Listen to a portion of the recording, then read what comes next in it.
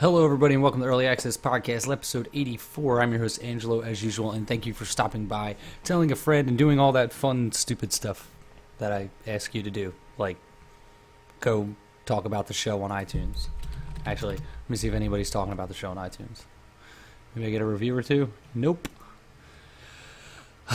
Same review. It's disappointing.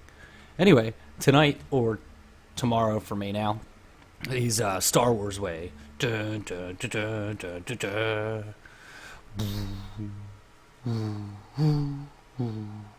Pew, pew, pew, pew. I'm excited. I don't know if you guys are excited. I have to imagine everybody's excited. First Star Wars in quite a few years, and the last three weren't the best. However, the last one, Revenge of the Sith, wasn't terrible. Just wasn't good. So, top of the show, I'm going to get this out of the way. 3 days by the time this goes live. 3 days left to enter the Pip-Boy Edition Fallout 4 giveaway for PC. We're sitting at 1,561 entries, over 100 different entrants. Go to earlyaccessmedia.com. It's right at the top in the slider. And you can see you find a big picture. You get this great shot of me making a funny face.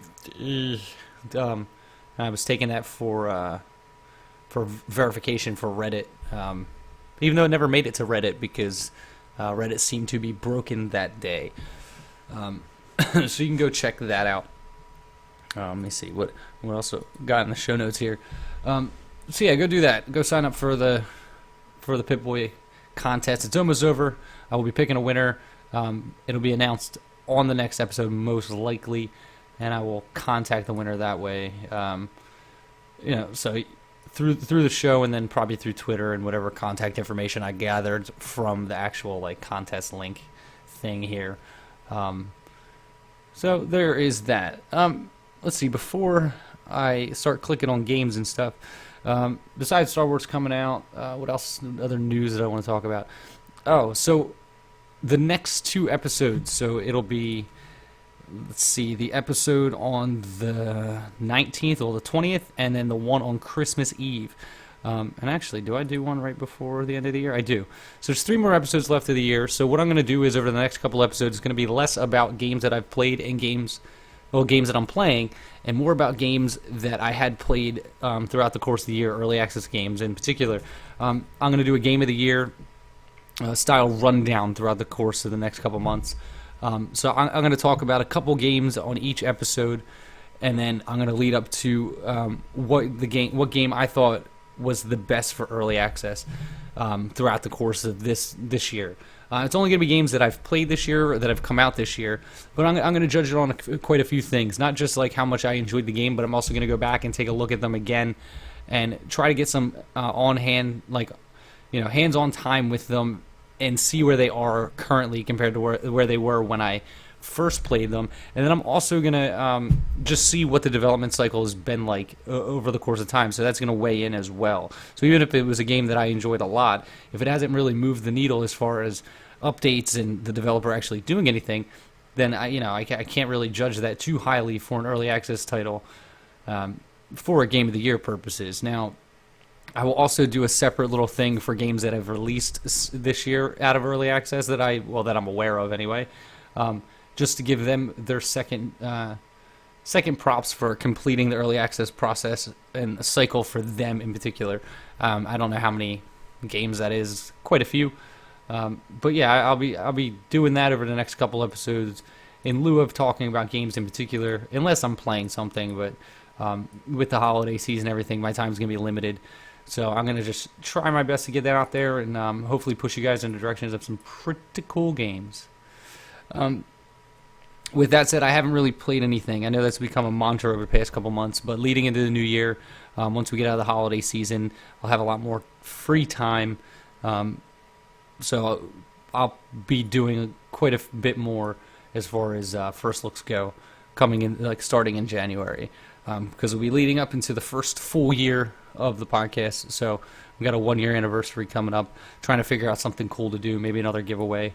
Well, I'll figure something out. But yeah, that's it as far as that goes. Now, I did grab a couple news things, speaking of games that have left early access. So This game has left early access, and it's called Reign of Kings. Now, I don't know if you guys... I did do a first look at this, and I generally don't do too many first looks at games like this because it's an open world survival game. And they're kind of hard to first look just because of the way that they... the way that it unravels and the amount of time commitment. It's more of like a long-term streaming thing, and this game wasn't particularly good in my opinion. And it seems people agree with me as well. So it released today, December 15th. I don't even think it was in early access for an entire year. I think it's only been in early access for about 6 months. Mixed reviews, 65% positive out of 8,500 reviews. $20 is the price point. $60 if you buy a 4-pack. Now, the game got released, and a lot of people are pretty upset about it because of the fact that some of the systems are still broken. There's a lot of hackers still running rampant on the servers, which if you play any of these open world survival games, that's a big fucking problem. When there's hackers running around, breaking into bases without actually breaking into them, it makes the gameplay unbalanced and not fun, frankly. They still have this problem with even games like H1Z1, which have a lot more money, and DayZ still has that problem. Rust still has that problem. Luckily, they've been getting around it a little bit, but it's still clearly a problem. The one thing I do remember about this game that I enjoyed was the combat looked good. It was it's another interesting version of a survival, like a survival game, but it's plagued with all the same problems that most of these games have, which is, you spend 2 hours or 3 hours or however long it takes you to start building your base. You log off, you log back on, and somebody destroyed your shit and stole all your stuff. It sucks. And it's a time commitment, so it's the type of game that you have to constantly be playing. If you're not constantly playing it and checking on your base, people kill your shit, and then it gets kind of annoying. Which is one of the reasons why I stopped playing Rust. I got a good run out of Rust. I played for quite a while.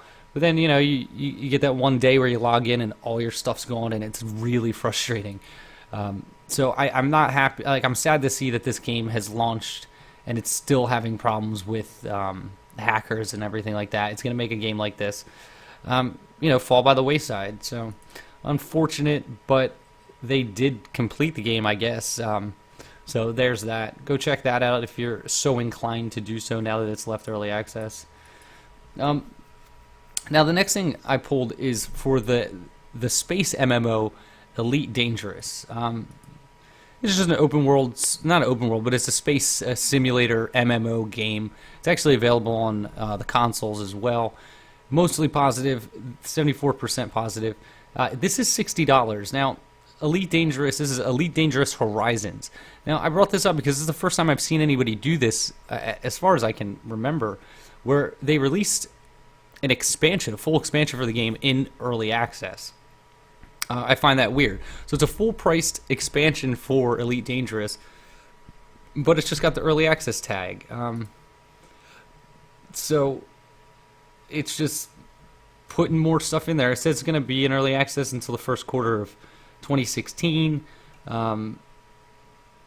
So I don't really understand what this is, like why they decided to do this. Because most games, especially MMOs, they'll do closed betas or beta signups for people already playing the game to beta test essentially the new content. I mean, look at WoW. WoW will send out beta waves for the new expansions months in advance, and then people will be able to play them.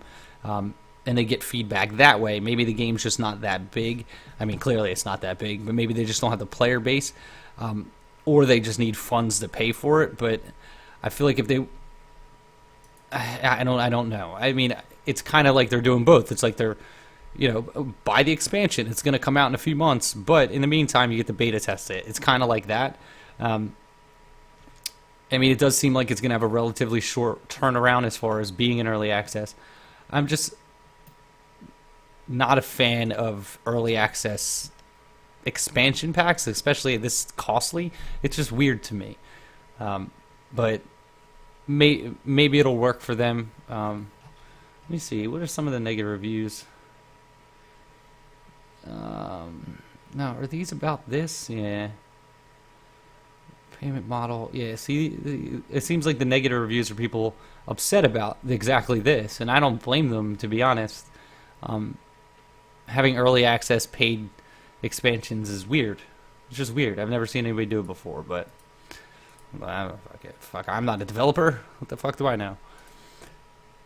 All right, so I also pulled 2 games for you guys, 2 early access games. There's a couple other ones, but it wasn't anything I really wanted to talk about. Some more twin stick shooters, another space simulator, another survival game. And it's just like, how many times can I be like, it looks like another survival game? So, if you're interested, they're out there. They did, like, a open world survival game did come out. I try to avoid them too because they already had some negative or mixed comments, and like I'm sure there's nothing that I could add to that. So I picked this game though because it's actually seems pretty interesting, like in my opinion, just because it's doing some things that I think it's doing something that's missing in this like landscape as far as this type of game. So it's called Goblins and Grottos. Only one review so far. It's positive. It's 11/04, 15% off until December 23rd. So it's usually $13. Now this is a pixel art style, side-scrolling dungeon crawler. It's got some light RPG elements. It's a puzzle platformer. What I find the most interesting about this game is, and why I think it's pretty cool, is that it's got a pretty deep map and level editor built into the game. They show it off in one of the videos. If you go watch the trailer, you get like the video on Steam. It shows you, and there's like all the tile sets, everything's available there, and you can build your own like dungeon crawling like 2D game boards. I think this is really cool. I don't know if you'll be able to share these with people. So yeah, okay. So there is going to be map sharing over the long term plans, like the projected plans for this game. If that starts to work and it actually works as planned, I think this is going to be really interesting. It's going to be a really cool game to like get into a community with a bunch of people and try to, just build the hardest levels. It reminds me of a lot of what's going on right now with Mario Maker on the Wii U. Just with it being on the PC, it'll be a lot more accessible to people without having to put in friend codes and shit. So if that sounds like something you would be interested in, go check that out. Goblins and Grottos. Looks pretty cool. All right, the latest game I grabbed for you guys is a game called Quantum Lock. Now, I thought this game was actually kind of cool because it does something, again, that I haven't seen done in this style before. Now, this is a third-person, I guess, like multiplayer game where you're playing freeze tag, basically. So that's how they build it. They build it as a freeze tag game. It's got this cool, like, blueprint-looking art style where, like, you just see the outlines of all the characters, like the actual, the polygons. It's got a lot of bright colors. It reminds me a lot of Tron, that style art. And you're running around playing freeze tag with this great group of different kind of characters. They're all like these little robot-type characters. It looks really cool. I've never seen anything like it before. The title, I mean the name, like not Quantum Lock, but the logo looks kind of familiar. It might be because it reminds me of Hotline Miami. So that might be what that is. So it's got 5 reviews. All of them are positive. It's $6, so it's relatively inexpensive. It is multiplayer only, though, which, again, with most of these kinds of games that are in early access, these small indie games, great concept, but falls flat as far as a player base. So let's check Steam charts real quick. Quantum